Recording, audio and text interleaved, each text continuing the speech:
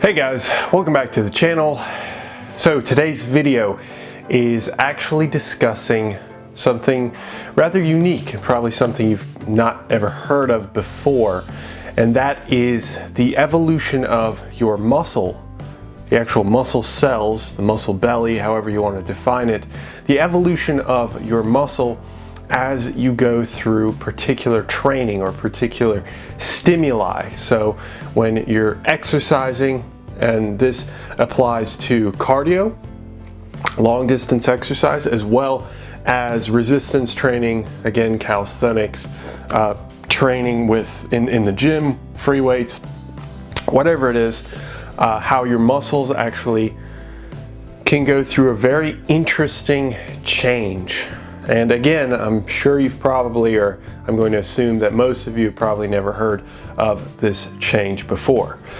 So, with that said, let's go ahead and jump right into the video. Let's do it.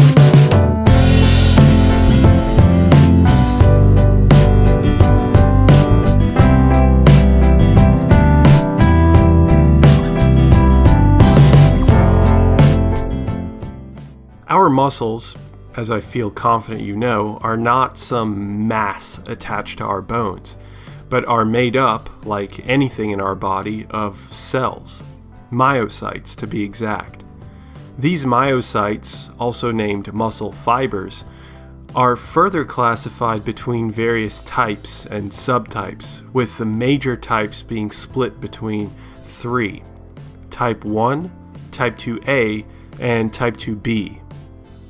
Now, a person who wants to excel at running or performing well in long-distance exercise would want to favor type 1 fibers. On the other hand, a bodybuilder or strength trainee might want more type 2A and type 2B. This is a simplification to be sure, but let's ride with it. Unfortunately, we are born with, for the most part, with a set of muscle fibers in terms of number, location, and, you guessed it, type. The way we get better at an activity, be it biking, running, lifting, what have you, is by practicing that activity. If you practice enough, these cells get bigger and more efficient, but they stay their born trait. Or do they? While for a long time it was believed that our muscle cells cannot change their inherent characteristics, this notion may be wrong, at least to some degree. This is because there's evidence that a person with primarily type 2B fibers, perfect for powerlifting, may be able to evolve and have their muscle fibers adopt characteristics of a type 2A fiber, more apt for repeated repetitions at moderate intensities. How is this possible, though? Well, it is no mistake to name type 2 muscles in one group together, separating them by only a subclass. They share many similarities and differ only slightly in other ways. To touch on a few, type 2B are highly glycolytic, so they tend to start out larger, packed with more contractile components. Again, perfect for immediate power. Type 2A tend to also be large, maybe not quite as big, but certainly larger than their slimmer type 1 cousins. They also tend to have more of an oxidative capacity, meaning they have more mitochondria and can generate more energy over a sustained time. Hence their typical excellence for moderate intensity resistance training. If fibers were to shift from one to the other between these two, they would adopt some of these characteristics. Type 2A would grow more contractile components and enhance the number of enzymes needed to supply quick bursts of energy for movement. And the opposite if moving from type 2B to type 2A. All well and good, but wouldn't it be nice to adapt to and from our type 1 fibers? I mean, if I want to get big and strong, give me more thick and strong fibers. Or if I want to win the Boston Marathon, why would I care about bigger muscles if they put me at a disadvantage? Well, Type 1 fibers are more dissimilar to type 2, hence their complete different name.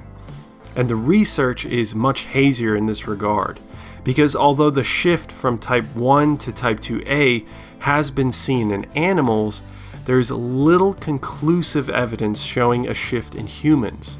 And assuming you are watching and comprehending this video, you are human, or a cyborg from the future, and in that case, none of this applies to you anyway.